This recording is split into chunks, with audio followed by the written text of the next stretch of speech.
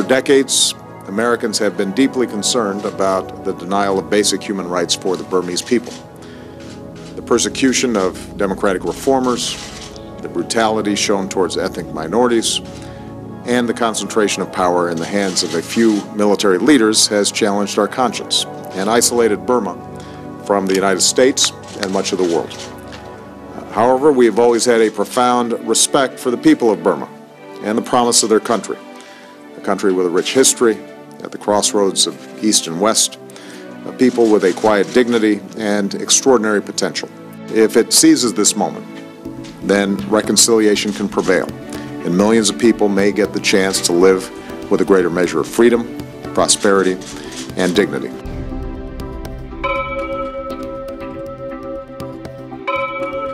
In March 2011, Myanmar's new president, U Thein Sein, took office. After nearly 2 decades of diplomatic isolation, his first steps were to restore the country's dysfunctional economy and normalize Myanmar's relations with the rest of the world. We now see the dawn. We should walk to the day. We should go to the task. And we shouldn't go to the dark.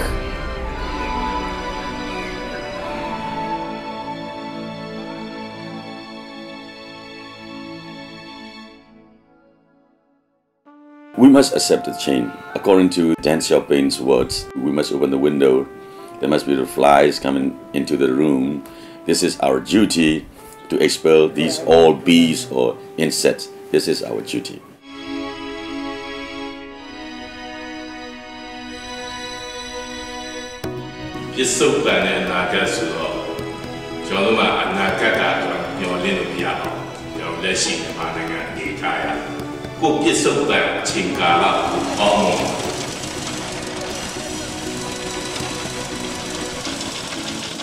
Despite years of hardship, the mood on the streets is optimistic. The people feel the change, especially in the capital, Rangoon. Rangoon is totally different, I have to say. Now the government is changed. Everything is, I have to say, much improvement. It all changed.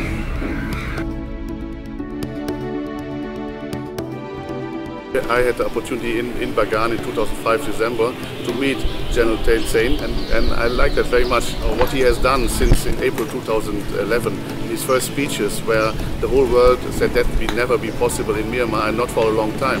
And then within the last 6 months, the President Thein Sein is implementing changes and developments in Myanmar. Many things happen slowly or it happened late, because people did not believe that is true. President Thein has taken a series of choreographed steps towards liberalization, including the release of hundreds of political prisoners. While many applauded the process, there are some who wonder how permanent this change will be. I mean, he wouldn't venture on this kind of endeavor. The president would have to at least have some idea about whether people around him would support him, the government will support him, or the military will not be in the way. So I think he had done his homework, the president has done his homework.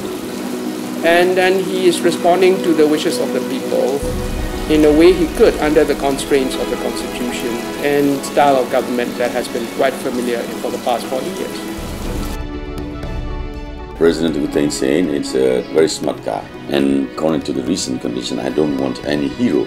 I just want a statesman who want to build our country, who want to build the improvement of our people. So no hero, I just want a statesman who sacrifice their life for our country. We want that kinds of the people. We don't want heroes. But Myanmar does have its heroes. Aung San Suu Kyi is perhaps the most famous of all the political prisoners. After 15 years of house arrest, she has stepped back into the political arena and continues to work towards a free and democratic Myanmar. Well, Aung San Suu Kyi is a remarkable person because people have written of her in the last decade. And she came back. Of course, you cannot do alone. There must be a receptive political atmosphere for her to be positive and to be cooperating with the stakeholders. So Aung San Suu Kyi's role has been highlighted again. We are going to see signs of real change very soon. There has been a lot of talk about change, but people always want to see something concrete, and they're right too. Talk is never enough.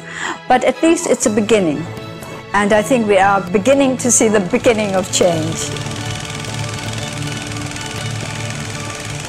And now this is changing, where we can see through the ministries very free guidelines are.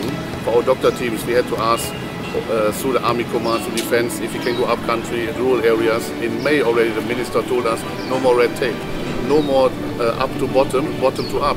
I say, you are in charge, you decide, don't ask me, but let me know, you are responsible. And I think that is what is a very good approach for Myanmar people, because over 40 years they were not allowed to be in charge. As these changes slowly become reality, there are those who are afraid their values, traditions, and very way of life will be eroded. To them, change is something to be feared, not embraced. I accept the change is coming, and accept. But some conservative in our country, they don't want to see some changes. They think we will lost our tradition. I think it's nonsense. Speaking from my personal emotional kind of attachment, I still want the kind of atmosphere of friendliness, even to strangers, and then this culture of laid-back kind of having a good time together, and this culture of the tea shop. I still think that it's useful in a way of not only letting off steam, but also it's useful for this socialization, and it's become part of the national resilience, if I may venture that far. We must accept the change. We must stand firmly on my tradition. We must stand firmly on our spirit, our ethic. But we must accept the change in culture or politics or any kinds of changes. Reconciliation will be another challenge. Will Myanmar be able to unite and move forward together without the baggage of the past? The reconciliation bit is sometimes the most difficult of all, because both sides have to be prepared to compromise and to give, not just take. And give and take is such a mutual process that we need to find the right balance. So we are at a very difficult stage. At the same time, as I've always said, I'm a cautious optimist, and I'm optimistic that we're going forward and that we will be able to get onto the road towards true national reconciliation, which is essential if our country is to be the kind of country we all want it to be.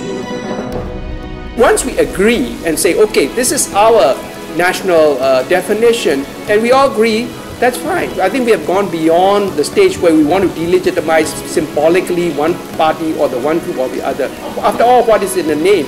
In Buddhism, these are all non-permanent kind of truths, which are relative truths. So why should we be so concerned about it now? And maybe we should start talking about more positive things than arguing about the word Myanmar and Burma and things. Of course, the official name, you want to change it in the constitution? Well, it's up to you guys. You want to change the flag? Fine. But I don't like changing for the sake of changing too much.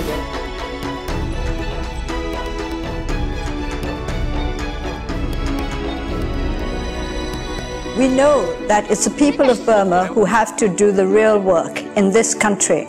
But the help of our friends abroad mean a great deal, because after all, we cannot be cut off from the rest of the world.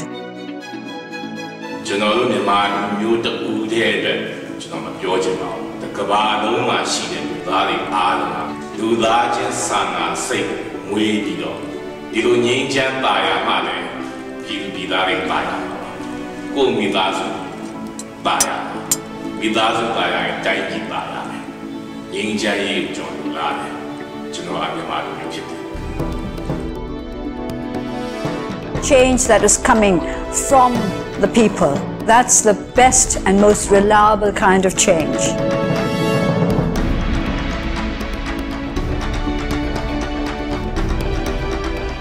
If we united, we can do everything. Our Burmese people should be patient. Every people, every government, every political leaders, every politician, every people in our country, we should hand in hand go and walk to the day, not backward to the dark.